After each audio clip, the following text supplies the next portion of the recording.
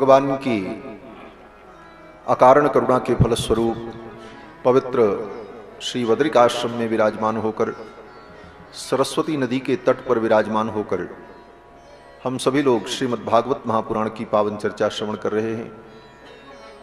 श्रीमद् भागवत महापुराण साक्षात भगवान श्री कृष्ण का मंगलमय विग्रह है और इस ग्रंथ में ज्ञान वैराग्य भक्ति के सहित, इसको तेज करो,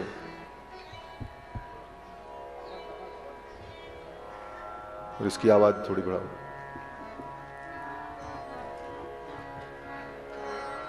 श्रीमद् भागवत महापुराण में ज्ञान वैराग्य भक्ति के सहित परम तत्व परमात्मा के स्वरूप का निरूपण किया गया है। कल के प्रसंग में आप सभी लोगों ने श्रवण किया भगवान का कपिल अवतार, ऋषभदेव भगवान का अवतार, श्री जड़ भरत जी का पावन चरित्र, और इसी क्रम में श्रीमद् भागवत महापुराण के छठे स्कंद में श्री सुखदेव जी ने राजा परीक्षित को भगवान के नाम की महिमा का वर्णन करके सुनाया। राजा परीक्षित ने पूछा कि निवृत्त मार्ग कथित आदौ भगवता यथा क्रमयोगोपलब्धेन ब्रह्मणा यदि संसृति। हे भगवन, आपने निवृत्ति मार्ग का वर्णन किया, प्रवृत्ति मार्ग का वर्णन किया और भी अनेकानेक विषयों का वर्णन किया, और इसी क्रम में आपने भूमंडल का वर्णन किया। श्री सुखदेव जी महाराज ने राजा परीक्षित को भूमंडल का वर्णन करते हुए 7 द्वीपों वाली पृथ्वी और इन 7 द्वीपों में जम्बूद्वीप और जम्बूद्वीप के जो 9 वर्ष हैं उन 9 वर्षों का वर्णन, और उसी क्रम में भारतवर्ष का वर्णन, और भारतवर्ष के वर्णन के क्रम में श्री बद्री विशाल भगवान की महिमा का वर्णन, ये सब कुछ सुखदेव जी ने राजा परीक्षित को सुनाया। इसी क्रम में नरक का वर्णन करके सुनाया। कौन सा पाप करने पर व्यक्ति को कौन से नरक की प्राप्ति होती है। 21 प्रकार के नरक का वर्णन, और फिर उस एक एक नरक के अनेक अनेक भेद हैं। इन सब विषयों का वर्णन सुखदेव जी ने राजा परीक्षित को सुनाया। पाप का परिणाम दुख है। अगर व्यक्ति ने पाप किया है तो उसका प्रायश्चित्त कर ले, और अगर प्रायश्चित्त नहीं किया है तो फिर उन पापों का फल उसे नरक में भोगना ही पड़ता है। किसी ने कहा कि इतनी सुंदर सुंदर कथाओं के बीच में सुखदेव जी ने नरक का वर्णन क्यों किया? नरक कौन सी अच्छी चीज है? सुंदर भगवान की कथा, अनेक अनेक ज्ञान विज्ञान की बातें, और बीच में ला करके नरक का वर्णन सुनाना शुरू कर दिए। क्यों? तो इसका यही उत्तर है कि जिस चीज से हमें बचना है उसके भी स्वरूप को जानना चाहिए, और जो हमें ग्रहण करना है उसके भी स्वरूप को हमें जानना चाहिए। यह सिद्धांत है। संग्रह त्याग की बिनु पहचाने। गोस्वामी तुलसीदास जी महाराज कहते हैं कि जिस वस्तु का संग्रह करना हो उसे भी पहचानने की आवश्यकता है, और जिसका त्याग करना है उसे भी पहचानने की आवश्यकता है। जब तक उसके गुण धर्म को हम नहीं जानेंगे तब तक हम उसका त्याग कैसे करेंगे, और जब तक उसके गुण धर्म को नहीं जानेंगे तो हम ग्रहण कैसे करेंगे। इसलिए पुण्य क्या है, धर्म क्या है, यह जानना आवश्यक है, लेकिन इसके साथ साथ यह भी जानना आवश्यक है कि पाप क्या है, अधर्म क्या है। तभी हम उससे बच पाएंगे। भोजन करना बहुत अच्छा है, लेकिन विष के विषय में भी ज्ञान होना चाहिए कि विष खाने से व्यक्ति मर जाता है और अमुक अमुक वस्तु विष है, तभी हम उसका त्याग कर पाएंगे। अन्यथा जिसका त्याग करना है उसके स्वरूप का अगर ज्ञान नहीं है तो कभी धोखे से हम उसको ग्रहण भी कर सकते हैं और उसका परिणाम भयानक हो सकता है। इसलिए जिस वस्तु का त्याग करना हो उसके भी स्वरूप को जानना चाहिए। तो पाप कर्म जो है, जिन पाप कर्मों के परिणाम स्वरूप नरक की प्राप्ति होती है, इसको जब हम सुनेंगे जानेंगे तो उन पाप कर्मों से हम बचने का प्रयत्न करेंगे और उससे दूर रहेंगे। सुखदेव जी महाराज वर्णन करते हैं, कहते हैं कि हे राजन, यस्त्विहि वा उग्रह पशून पक्षिणो वा प्राणत उपरंधयन्ति तमप करुणम पुरुषादैरपि विगर्हितम अमुत्रयमानुचराः कुंभी पाके तप्त तैले परिरंधयन्ति। अर्थात जो व्यक्ति अत्यंत उग्र और क्रूर होकर पशु पक्षियों की हत्या करके उनके मांस का रंधन करके खाता है, ऐसे पापी प्राणियों को यमराज के दूत कुंभी पाक नाम के नरक में ले जाते हैं। कुंभी पाक नाम के नरक में ले जाकर के उस जीव को पकाया जाता है। यहां तो किसी जीव को मार करके कोई खाए तो एक बार उस जीव को मरने में दुख होगा, फिर तो उसके शरीर को चाहे जलाओ, चाहे भूनो, चाहे पीसो, चाहे कूटो, कुछ होने वाला नहीं। लेकिन उस पाप के परिणाम स्वरूप उस जीव को नरक में यमराज के दूत जब कुंभी पाक में डालकर पकाते हैं, खौलते हुए तेल के कड़ाहे में डालकर पकौड़ा जैसा छान लेते हैं, फिर भी प्राण नहीं निकलता। और जितनी बार उसने जीवों की हत्या की और उस जीव के शरीर में जितने रोम होते हैं, उतने हजार वर्षों तक उस जीवात्मा को यह दुख भोगना पड़ता है। कुंभी पाके तप्त तैले परिरंधयन्ति। आगे सुखदेव जी कहते हैं, हे राजन, यस्त्विहि वह यस्त्विहि पितृ विप्र ब्रह्मधुक सकाल सूत्र संज्ञके नरके अयुत योजन परिमंडले। जो व्यक्ति अपने पिता को, अपनी मां को, अपने गुरु को और विप्र ब्राह्मण को अपमानित करता है, उनका अनादर करता है, उनके साथ दुर्व्यवहार करता है, ऐसे पापियों को यमराज के दूत कालसूत्र नाम के नरक में ले जाते हैं। उस नरक का नाम है कालसूत्र। और उस कालसूत्र नाम के नरक में क्या होता है? कहते हैं अयुत योजन परिमंडले ताम्रमये। 10 लाख योजन लंबा चौड़ा मैदान होता है और वो मैदान तांबे की प्लेट का बना हुआ होता है। नीचे धधकती हुई आग रहती है और उस तपते हुए ताम्र के भूमि पर उस जीव को छोड़ दिया जाता है। वो जिधर भी भागता है, जाता है, हर जगह उसे ताप लगता है और उसी में वो दुख प्राप्त करता है। इस प्रकार यमराज के दूत उसे कालसूत्र नाम के नरक में ले जाते। आगे सुखदेव जी कहते हैं कि यस्त्विहि वै निज वेद पथादनापद्गतः पाखंडम चोपगतः तमसि पत्रवनम प्रवेश्य कषया प्रहरन्ति। जो व्यक्ति अपने वैदिक मार्ग को छोड़कर, आज के समय में इस बात को समझने की आवश्यकता भी है, अपने सनातन वैदिक मार्ग को छोड़कर जो व्यक्ति पाखंड मार्ग का अनुसरण करता है, ऐसे प्राणी को यमराज के दूत असिपत्र नाम के नरक में लेकर के जाते हैं। पाखंड मार्ग क्या है? कहते हैं वैदिक मार्ग जो सनातन मार्ग है, वेद श्रुति स्मृति का मार्ग, उसके विपरीत जो धर्म के नाम पर अनेक मत और पंथ हैं, वो सब पाखंड मार्ग हैं।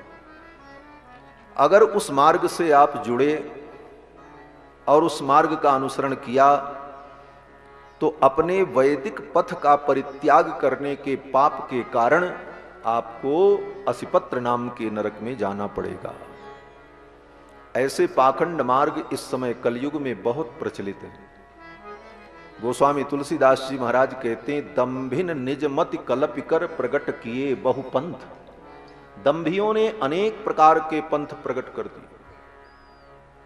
कोई गायत्री का प्रसाद लेकर के सबको बांट रहा है, आओ सब गायत्री जपो ब्रह्म बन जाओ। कोई कह रहा है मूर्ति में भगवान नहीं है, निर्गुण निराकार की उपासना करो, ये मूर्ति पूजा अवैदिक है। कोई कहता है आओ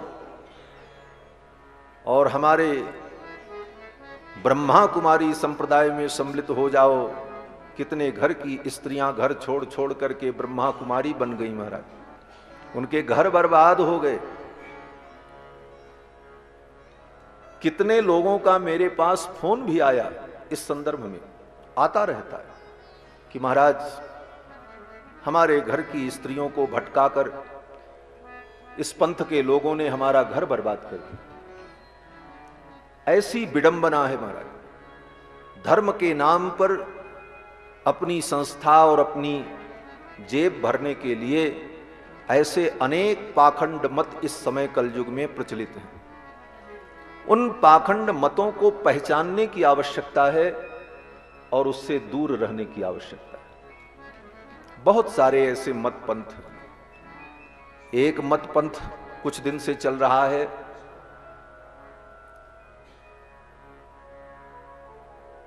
शिव परिवार के नाम से, और वो क्या करते हैं, बोले घर में से जिसके जिसके घर में शालग्राम भगवान की मूर्ति सब फेंकवा दिया मारे, और लोगों ने उनके कहने में आकर के अपनी सनातन परंपरा के अनुकूल शालग्राम की जो सेवा थी उसको त्याग दिया।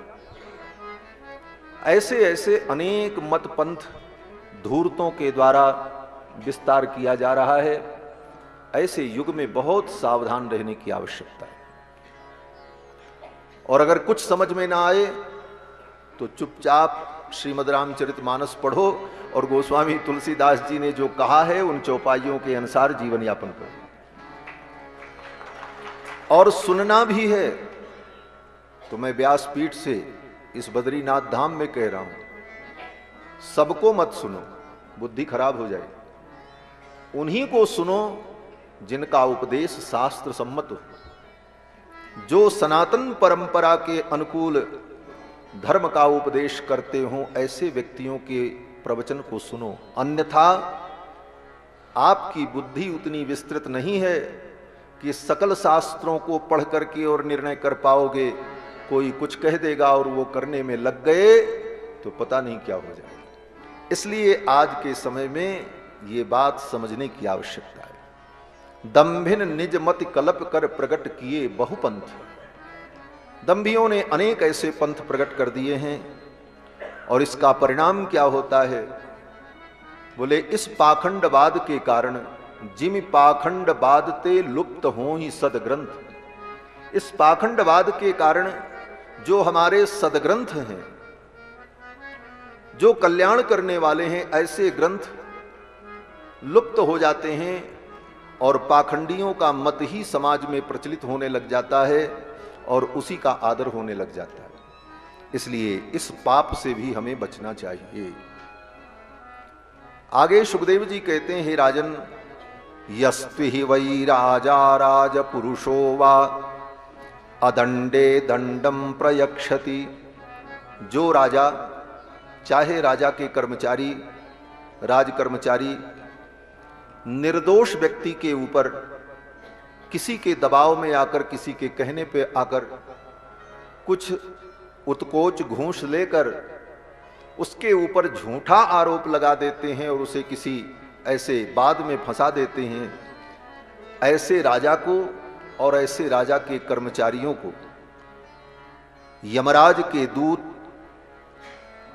सूकर मुख नाम के नरक में ले जाते हैं। जो सरकारी कर्मचारी हो उनको यह समझना चाहिए कि जो सरकार के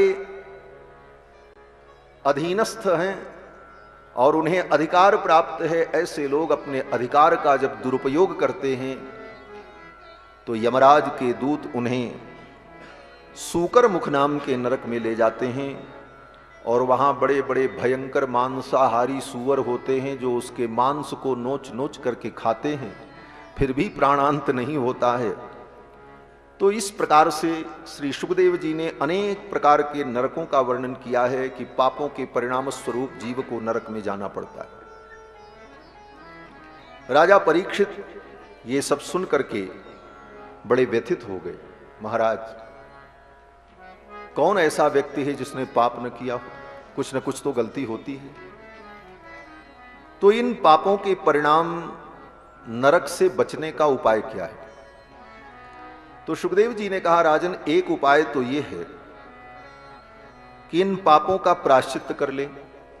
पाप हो गया तो शास्त्र उसका प्रायश्चित कहता है कि अगर तुमसे ये गलती हो गई तो तुम ये कर लो तो तुम पाप मुक्त हो जाओगे। उसका नाम है प्रायश्चित।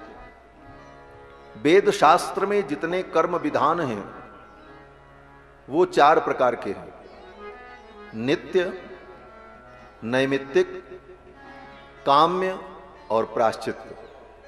वेद शास्त्र में जितने भी विधि विधान कहे गए हैं, पूजा पाठ, अनुष्ठान, यज्ञ, जप तप, वो 4 प्रकार के हैं। पहला है नित्य। नित्य का मतलब जो सबको करना चाहिए। न करे व्यक्ति तो पाप लगेगा। जैसे नित्य स्नान करना चाहिए, तो ये आपकी मर्जी पर नहीं है कि हमारा मन करे तो हम नहाएं, हमारा मन करे तो न नहाएं, नहाना ही पड़ेगा। नित्य संध्या वंदन करना चाहिए, इसमें यह नहीं है कि आज कर लिए अब 2 दिन बाद करेंगे। वो नित्य कर्म है। नित्य कर्म को करना ही पड़ता है, उसका कोई विकल्प नहीं है। और नित्य कर्म जो है उसके अंतर्गत संध्या, जप, अग्निहोत्र, जो नित्य धर्म बताए गए हैं वो नित्य धर्म है। उन नित्य धर्मों को करने पर पुण्य नहीं होता है। बोले महाराज, पुण्य नहीं होता तो क्यों करें? बोले नित्य कर्मों को करने से पुण्य नहीं होता, अपितु जो 24 घंटे में आपने कुछ छोटे मोटे पाप किए वो पाप दोष मिट जाते हैं। नित्य कर्म का मतलब है सफाई। जैसे आप अपने घर में रोज झाड़ू लगाते हो, तो झाड़ू लगाने से आपका घर कोई बड़ा थोड़ी हो जाता, कुछ नया नहीं हो जाता। लेकिन अगर नहीं लगाएंगे तो बोले कूड़ा कचरा पड़ा रहेगा और धीरे धीरे कचरा बढ़ जाएगा, बहुत गंदगी हो जाएगी। और रोज साफ करते रहें तो कचरा निकलता रहे। उसी तरह जो नित्य कर्म है, स्नान, संध्या, वंदन, तिलक, तर्पण, देवताओं का नित्य पूजन, आराधन, ये नित्य कर्म है। नित्य कर्म करने से कोई नया पुण्य नहीं होता, लेकिन न करने पर दोष लगता है। ऐसे कर्मों को नित्य कर्म कहा जाता है। और दूसरा नैमित्तिक कर्म होता है। नैमित्तिक कर्म माने कोई वैसा निमित्त उपस्थित हो गया तो शास्त्र कहता है ऐसी परिस्थिति में ये कर्म तुम करो, उसको नैमित्तिक कर्म कहते हैं। जैसे बच्चे का जन्म हुआ मूल नक्षत्र में, तो शास्त्र कहता है मूल नक्षत्र में जन्म हुआ तो मूल शांति करो, तो ये नैमित्तिक कर्म है। ये जब मूल में पैदा होगा तभी करना होगा, बाकी बच्चे मूल में नहीं पैदा हुए तो उनकी मूल शांति नहीं करनी। तो किसी निमित्त के कारण जो कर्म किया जाए वो नैमित्तिक कर्म होता है। और तीसरा कर्म होता है काम्य। काम्य माने वेद शास्त्र कहता है ये यज्ञ करो तो तुमको ये फल मिलेगा, ये पूजा करो तो ये फल मिलेगा, तो अगर उस फल की कामना है तो करो और नहीं कामना है तो न करो, कोई अनिवार्यता नहीं। ऐसे कर्म जो हैं वो काम्य कर्म की कोटि में आते हैं। और चौथा कर्म क्या है? प्रायश्चित। आपसे नित्य कर्म अगर बिगड़ गया तो अब उसको कैसे ठीक करें? बोले उसके लिए प्रायश्चित करो। कोई पाप हो गया, उससे बचने के लिए क्या करें? बोले प्रायश्चित करो। नैमित्तिक कर्म जो करना था वो नैमित्तिक कर्म हमने ठीक से नहीं किया, उसमें गलती हो गई, बोले तो उसका प्रायश्चित करो। काम में कर्म किया फल की प्राप्ति के लिए, उसमें कोई कमी रह गई, बोले कोई कमी रह गई तो उसका भी प्रायश्चित करो, नहीं तो फिर फल नहीं मिलेगा। तो प्रायश्चित कर्म जो होता है वो नित्य, नैमित्तिक और काम्य कर्मों में जो कोई कमी आ जाए तो उसको दूर करने के लिए प्रायश्चित कर्म किया जाता है। तो इस प्रकार वेदों में, शास्त्र में 4 प्रकार के कर्म कहे, नित्य, नैमित्तिक, काम्य और प्रायश्चित। उसी प्रायश्चित कर्मों के अंतर्गत पापों के प्रायश्चित का विधान किया गया शास्त्र। सुखदेव जी ने कहा, राजन, एक पक्ष यह है कि अगर पाप हो गया और ज्ञान हो गया कि हमसे गलती हुई, बोले तो उसका प्रायश्चित करो, लेकिन कितना प्रायश्चित जीव करेगा? प्रश्न तो ये है। अनंत अनंत जन्मों से हम पाप ही तो करते आए। आज जो दुख हम भोग रहे हैं वो हमारे पाप का परिणाम है। और इतना ही नहीं है, अभी तो पूरा कई जन्मों का पाप रखा धरा हुआ है जो संचित है। तो अनेक जन्मों के संचित पाप, उनका प्रायश्चित कैसे होगा? एक पाप का प्रायश्चित तो व्यक्ति कर ले, दो पाप का प्रायश्चित कर ले, और जन्म जन्म के पापों का प्रायश्चित कैसे हो? और दूसरी समस्या यह है कि कर्म का प्रायश्चित व्यक्ति कर ले, लेकिन क्या गारंटी है कि उससे फिर आगे गलती नहीं होगी? राजा परीक्षित कहते हैं, प्रायश्चित मतो पार्थम मन्ये कुंजर शौचवत। ये प्रायश्चित कैसा है? बोले कुंजर शौचवत, हाथी के स्नान के समान। जैसे हाथी अपनी सूंड में जल भर करके अपने ऊपर डालकर अपने शरीर के मल को धो लेता है, लेकिन ज्यों ही बाहर निकलता है तालाब से, नदी से, फिर अपनी सूंड से धूल को उड़ा करके अपने ऊपर डाल लेता है। तो फिर कब तक हम प्रायश्चित करते रहें? यही स्थिति जीव की। पाप करे, फिर प्रायश्चित करे, और फिर वही गलती करे। बोले तब तो फिर कभी इससे निवृत्ति नहीं मिल सकती। सुखदेव जी कहते हैं, राजन तुम ठीक कहते हो, कर्मणा कर्म निर्हारो न ह्यात्यांतिकयिष्यते। कर्म से कर्म की सफाई नहीं हो सकती। पाप भी कर्म है और प्रायश्चित भी कर्म है। तो कर्म से कर्म की सफाई ये तो बड़ा कठिन है। हां, एक उपाय जरूर है। बोले क्या उपाय है? सुखदेव जी कहते हैं कि केचित केवलया भक्त्या वासुदेव परायणाः अघम धुन्वन्ति कार्ष्णेन निहारमिव भास्करः। हे राजन, केवल भगवान की भक्ति के द्वारा वासुदेव परायण होकर भगवान के चरणों की भक्ति करते हुए जीव अपने संपूर्ण पाप को धुल लेता है। संपूर्ण पाप को धुलने का अगर कोई उपाय है तो भगवान के चरणों की भक्ति। यह सिद्धांत बता दिया। किस प्रकार से? बोले निहारमिव भास्करः। जैसे सूर्य के प्रकट होने पर अंधकार नष्ट हो जाता है, जो अंधकार सारी दुनिया को ढके रहता है, कितना भी दीपक जलाओ, कितना भी बल्ब जलाओ, कितना भी हाइलोजन जलाओ, लेकिन रात का वो अंधकार समाप्त नहीं होता। काम चलता है लेकिन समाप्त नहीं होता।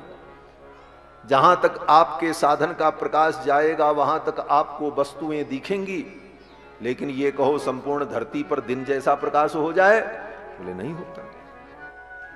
लेकिन जब सूर्य भगवान प्रकट होते हैं तब कहते हैं सूर्य की किरण पड़ते ही संपूर्ण धरती का अंधकार एक क्षण में नष्ट हो जाता है। जिस अंधकार की सत्ता 12 घंटे से थी, 12 घंटे से जिस अंधकार ने अपनी सत्ता जमा रखी थी, उस अंधकार को मिटने में कितना समय लगता है? बोले 12 सेकंड भी नहीं लगता। 1 सेकंड भी हम कहें वो गलत है। सेकंड का 1000वां हिस्सा भी नहीं लगता। सूर्य के प्रकट होते ही अंधकार खत्म हो जाता है। निहारमिव भास्करः। उसी प्रकार भगवान के चरणों की भक्ति जीवन में आ जाए तो जन्म जन्म के पाप उसी प्रकार नष्ट हो जाते हैं जैसे सूर्य के प्रकाश से अंधकार नष्ट हो जाता है। यह विश्वास हो। सुखदेव जी कहते हैं प्रायश्चित्तानि चीर्णानि नारायण परांगमुखम। अब वेदों में जो प्रायश्चित्त कहा गया है वो क्या है? तो सुखदेव जी कहते हैं नारायण परांग मुखम, जो नारायण से परांग मुख हैं, जो भगवान से विमुख हैं, उनके संतोष के लिए वो प्रायश्चित्त है। वस्तुतः वो प्रायश्चित्त संपूर्ण पापों का नाश नहीं कर सकता। भगवान नारायण के चरण में आकर के ही जीव के सारे पाप नष्ट होंगे। जो नारायण विमुख हैं, परमात्मा से विमुख हैं, उनके लिए वो प्रायश्चित्त है। जो परमात्मा के भक्त हैं उनके सारे पापों का प्रायश्चित्त तो भगवान की भक्ति से ही हो जाता है। ये सिद्धांत बता दिया। लेकिन अब ये सिद्धांत समझ में कैसे आए? तो सुखदेव जी ने राजा परीक्षित को एक दृष्टांत दिया। दृष्टांत माने उदाहरण। क्या उदाहरण दिया?